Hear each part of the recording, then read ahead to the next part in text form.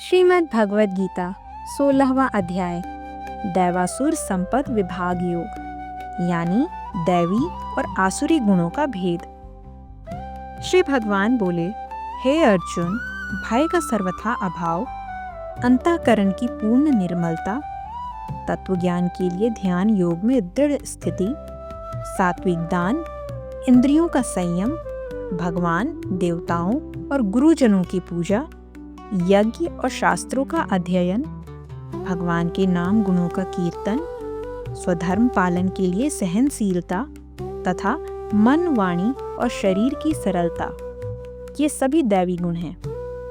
मन, वाणी और शरीर से किसी को कष्ट न देना, प्रिय और सत्य भाषण, दूसरों के अपकार करने पर भी क्रोध न करना, अहंकार का त्याग, चित्त की चंचलता का अभाव, किसी की निंदा न करना, सभी प्राणियों पर दया करना, इंद्रियों को विषयों से दूर रखना, कोमलता, सदाचार में लज्जा और व्यर्थ की चेष्टाओं का त्याग, ये भी दैवी संपदा के लक्षण हैं। तेज, क्षमा, धैर्य, बाहरी और आंतरिक शुद्धता, किसी से शत्रुता न करना तथा पूज्यता का अभिमान न रखना, ये सब दैवी संपदा लेकर जन्मे पुरुष के लक्षण हैं। हे अर्जुन, दंभ यानी दिखावा, अहंकार, घमंड, क्रोध, कठोरता और अज्ञान, ये सब आसुरी संपदा लेकर उत्पन्न हुए पुरुष के लक्षण हैं। दैवी संपदा मोक्ष का मार्ग दिखाती है, जबकि आसुरी संपदा बंधन का कारण बनती है। इसलिए हे अर्जुन, तू शोक मत कर, क्योंकि तू दैवी गुणों से युक्त है। हे अर्जुन, इस संसार में मनुष्यों की दो प्रकार की सृष्टि होती है, दैवी स्वभाव वाले और आसुरी स्वभाव वाले। मैंने पहले दैवी स्वभाव का विस्तार से वर्णन किया, अब आसुरी स्वभाव को भी सुन। आसुरी स्वभाव वाले पुरुष न धर्म को जानते हैं न अधर्म को, उनके मन और शरीर की शुद्धता नहीं होती, न ही उनका आचरण उत्तम होता है और न वे सत्य भाषण करते हैं। वे यह मानते हैं कि यह जगत निराधार, असत्य और बिना किसी नियंता के अपने आप उत्पन्न हुआ है। वे इसे केवल काम वासना का परिणाम मानते हैं और कहते हैं कि इसके सिवा कुछ भी नहीं है। इस मिथ्या ज्ञान को अपनाकर जिनका स्वभाव भ्रष्ट हो गया है और जिनकी बुद्धि मलिन हो गई है, वे क्रूर कर्म करने वाले पुरुष इस संसार के विनाश के लिए ही प्रयास करते हैं। वे दंभ, अहंकार और मद से युक्त होते हैं और असंख्य इच्छाओं के जाल में फंसे रहते हैं।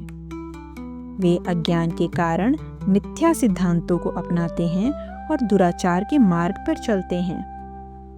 वे मृत्यु तक चिंता में डूबे रहते हैं, विषय भोगों को ही जीवन का लक्ष्य मानते हैं और सोचते हैं इतना ही सुख है। वे अनेक इच्छाओं की फांस में जकड़े रहते हैं, काम और क्रोध के वशीभूत होकर अन्याय से धन संपत्ति का संग्रह करते हैं।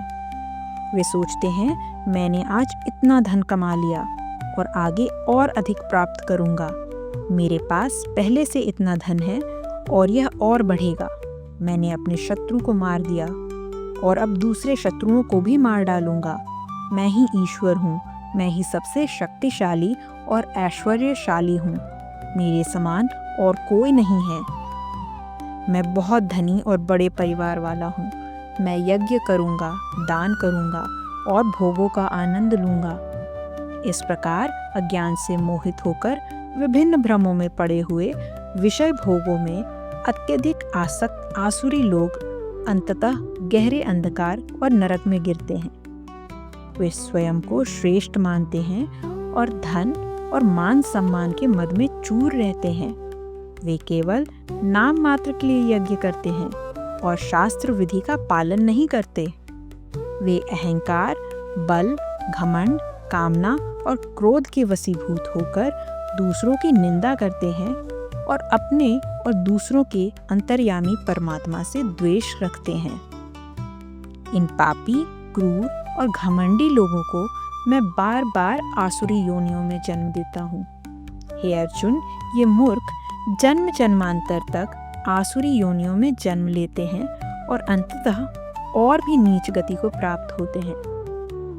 काम यानी अत्यधिक इच्छाएं, क्रोध और लोभ ये 3 प्रकार के नरक के द्वार हैं जो आत्मा का नाश करने वाले हैं और इसे अधोगति में डालने वाले हैं। इसलिए इन तीनों का त्याग कर देना चाहिए। जो पुरुष इन तीनों नरक के द्वारों से मुक्त होकर उत्तम आचरण करता है वह परम गति को प्राप्त करता है, अर्थात मुझ तक पहुंच जाता है। जो पुरुष शास्त्र के विधान को त्याग कर अपनी इच्छा से मनमाना आचरण करता है वह न तो सिद्धि को प्राप्त होता है, न परम गति को और न ही सुख को। इसलिए हे अर्जुन, कर्म क्या करना चाहिए और क्या नहीं करना चाहिए इसका निर्णय करने के लिए शास्त्र ही प्रमाण है। अतः शास्त्र की विधियों को समझकर वही कर्म करना चाहिए जो धर्म संगत और उचित हो। और यहीं पर हमारा 16वां अध्याय समाप्त होता है। जय श्री कृष्ण।